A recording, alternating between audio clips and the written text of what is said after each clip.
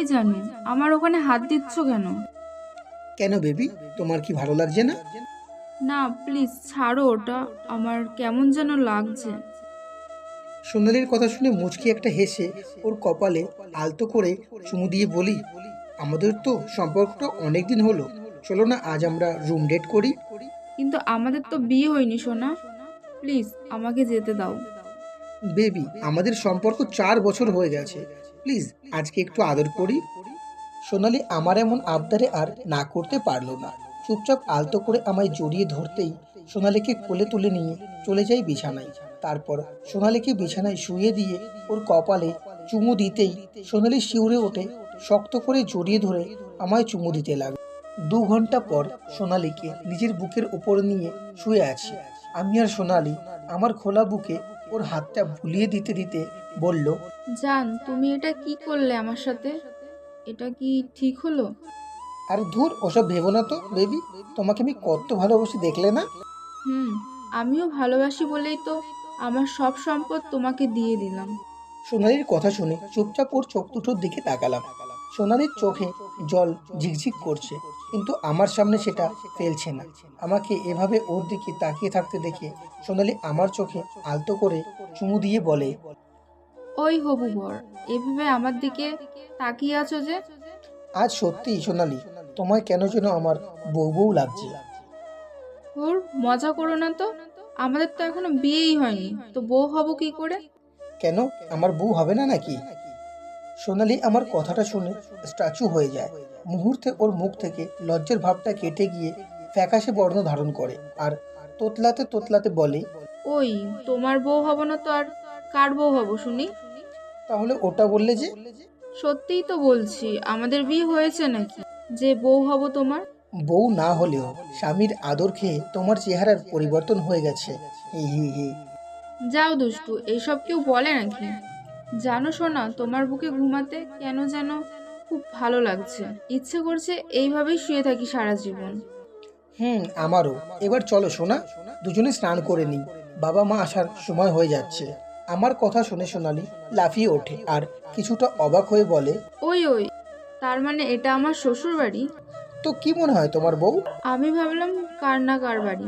আমি অতটা বোকা নয় বুঝলে, তার নিজের ঘরেই তো বাসর করলাম আমরা।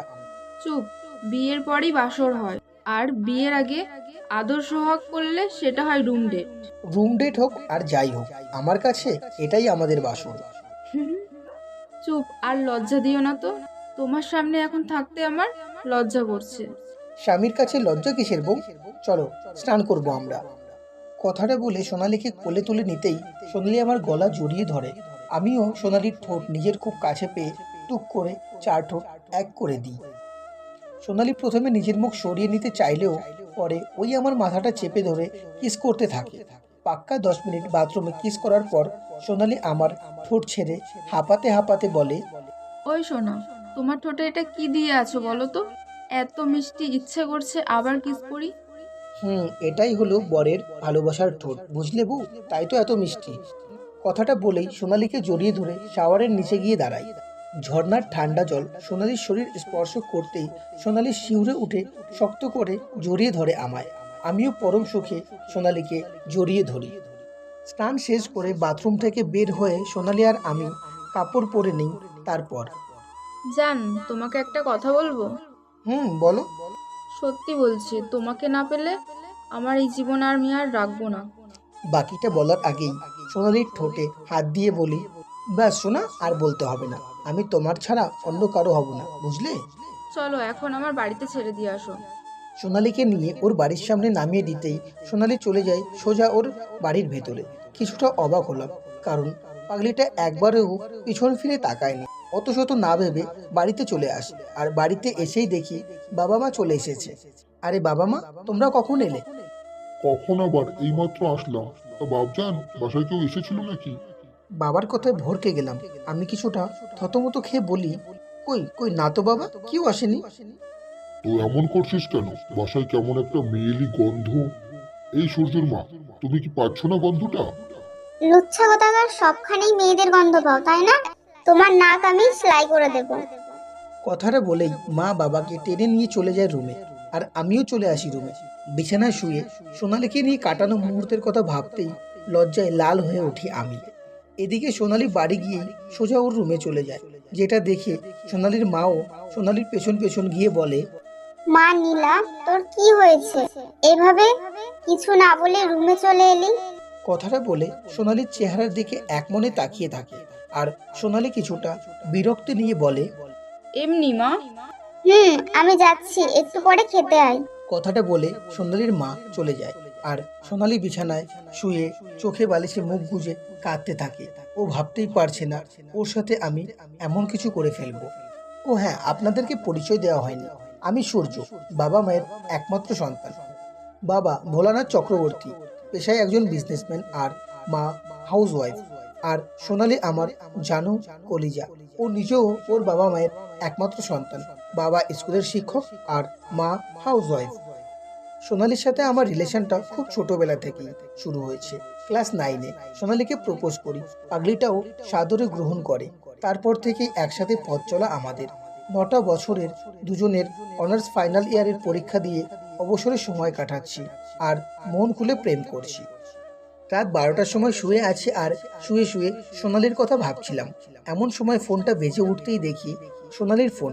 দ্রুত রিসিভ করতেই ওপাশ থেকে কান্নার শব্দ ভেসে আসে। কিছুটা চমকে উঠি আমি, ভয় পেয়ে যাই ওর কিছু হলো না তো। এই সোনা, তুমি কাঁদছো কেন? কি হয়েছে তোমার? না এমনি, তোমাকে খুব মিস করছিলাম তো তাই কান্না পাচ্ছে আমার। একটু আগেই না তোমার শ্বশুর বাড়ি এসেছিলে, তাহলে মিস করছো যে? কুত্তা, তোর সাথে বেশিক্ষণ থাকলে আমি নিজেকে ধরে রাখতে পারি না, শুধু মন চাই তোমার সাথে সাথে থাকি। সেই জন্যই তো বাড়িতে ঢোকার সময় একবারও পেছনে তাকাওনি। আরে বর, তখন আমার ভীষণ লজ্জা লাগছিল, তাই আর তাকাইনি। হয়েছে হয়েছে, আর বলতে হবে না, থাক। আচ্ছা, তার রেজাল্ট কবে গো? 27 তারিখ, আর মাত্র 2 দিন বাকি আছে। আমার খুব ভয় লাগছে বর। থাক, ভয়ের কিছু নেই, ঘুমিয়ে পড়ো, অনেক রাত হয়ে গেছে তো। তুমিও ঘুমিয়ে পড়ো। ফোনটা রেখে ঘুমিয়ে পড়ি আমি। দেখতে দেখতে 2 দিন চলে যায়। আজ রেজাল্ট দেবে। পাগলিটা আমার বুকে মাথা রেখে তীক্ষ্ণ দৃষ্টিতে তাকিয়ে আছে মোবাইলের স্ক্রিনে। ঠিক তখনই 2টো মেসেজ আসে। সূর্য চক্রবর্তী, আপনি ফার্স্ট ক্লাস পেয়েছেন। সোনালী রয়, আপনি ফার্স্ট ক্লাস পেয়েছেন। এই মেসেজটা দেখতেই সোনালী মুহূর্তের মধ্যে আমার খুশিতে জড়িয়ে ধরে উম্মা উম্মা করে চুমু দিতে থাকে। তারপর, হয়েছে, পার্কে আর পাগলামি করো না, সবাই চেয়ে আছে, চলো বাড়িতে রেখে আসি তোমায়। সোনালীকে বাড়িতে রেখে নিজের বাড়িতে আসতেই মা মিষ্টি খাইয়ে দেয়, কিন্তু আজব, বাবা নিশ্চুপ হয়ে বসে আছে। সেটা দেখে আমি তার কাছে যেতেই বাবা বলে উঠো, বাবা সূর্য, তোকে একটা কাজে যেতে হবে। ওকে যাব, কিন্তু তুমি এভাবে এত চিন্তিত কেন? আসলে তোকে আমেরিকায় যেতে হবে 4 মাসের জন্য। ওখানে আমাদের নতুন কোম্পানির কিছু কাজ আছে। কি, 4 মাস? প্লিজ তুই জানা বাবা। ঠিক আছে, কবে যেতে হবে? তোকে আজকেই এক্ষুনি যেতে হবে, তোর টিকিট আমি কেটে রেখেছি। কিছু বলতে পারলাম না, দ্রুত রেডি হয়ে চলে আসি আমেরিকায়। রাত দিন পরিশ্রম করতে থাকি অফিসে। এত কাজের চাপ যে নিজের ফোনটা কলকাতাতেই রেখে এসেছি নিজেও জানি না। দেখতে দেখতে 4টে মাস পার হয়ে যায়। আগামীকাল সকালেই আমার ফ্লাইট। শুয়ে আছি আর ভাবছি সোনালীর কথা। পাগলিটা কি যে করছে, উফ, ভাবতে পারছি না। স্লিপিং পিল খেয়ে ঘুমিয়ে পড়ি। পরের দিন রাত 1টায় নিজের বাড়ির সামনে দাঁড়িয়ে আছি। কলিং বেল বাজাতেই মা দরজা খুলে দেয়। মায়ের দিকে তাকাতেই দেখি তিনি মুখ গোমরা করে আছে। বাবাও সেম, শুধু আমাকে বলে, হারামজাদা, এত বড় কাজ করবি, আগে জানলে তোকে আমেরিকায় পাঠাতাম না। কিছু বুঝলাম না বাবা এত রেগে কেন। তবুও ওসব না ভেবেই নিজের রুমে যেতেই দেখি সোনালী আমার বিছানায় বসে হাতে আমার ছবি নিয়ে একভাবে তাকিয়ে আছে। আগের চেয়ে পাগলিটা মোটা হয়ে গেছে। কাপা কাপা পায়ে ওর সামনে যেতেই সোনালী চোখ তুলে আমার দিকে তাকায়। তারপর চোখটা নামিয়ে নিয়ে ওর পেটে হাত বুলিয়ে বলে, দেখ তোর বাবা কত পচা, আমার জন্য কিছু না নিয়েই চলে এসেছে। নীলা, সোনা বউ, তুমি এখানে কেন? আর পেটে হাত দিয়ে কি বলছো এগুলো? কার সাথে কথা বলছো? সোনালী লাফিয়ে উঠে আমায় শক্ত করে জড়িয়ে ধরে কাঁদতে কাঁদতে বলে, কুত্তা, আমাকে রেখে গেলি কেন? বল কেন গেলি? জানিস আমি কত কেঁদেছি তোর জন্য। আসলে থাক, বলতে হবে না, এতটা কেয়ারলেস যে ফোনটাও রেখে গেছো। তবুও ভাগ্যটা ভালো, বাবা ফোনটা ধরেছিল আমার। বলো তো কি হয়েছে? কুত্তা, তুই যাওয়ার পর আমি সারা রাত দিন তোকে ফোন করেছিলাম, কিন্তু তুই রিসিভ করিসনি। জানিস তুই আমি কত কেঁদেছি। ভেবেছিলাম তুই আমাকে ধোকা দিয়েছিস। 2 মাস পর আমার হঠাৎ বমি হতে থাকে। মা আমাকে ডাক্তারের কাছে নিয়ে গিয়ে ডাক্তার বলে আমি নাকি মা হতে চলেছি। সেইটা শুনে মা আবার বাবাকে জানায়। বাবা সাপ বলে দেয় যে আমি যার সাথে এইসব করেছি তার বাসায় যেতে। তারপর? তারপর আর কি, তোমার বাসায় এসে শ্বশুর শাশুড়িকে সব বললাম। তারাও তাদের নাতি নাতনিকে দেখার জন্য আমাকে বাড়িতে জায়গা দেয়। এত কিছু হয়ে গেছে? হুম। কংগ্রাচুলেশন। আমার বাবা হবে নাকি মা হবে? জানি না। আমি সোনালীকে নিজের বুকের সাথে চেপে ধরে বলি, যাই হোক না কেন, আমার তো আগে এই পাগলিটাকেই চাই। ছাড়ো, বিয়ে হয়নি এখনো। করে নেবো কাল। তখন জড়িয়ে ধরবে, এখন ছাড়ো তো। আমি হালকা হেসে বলি, বউ ভালোবাসি। প্রচুর ভালোবাসি।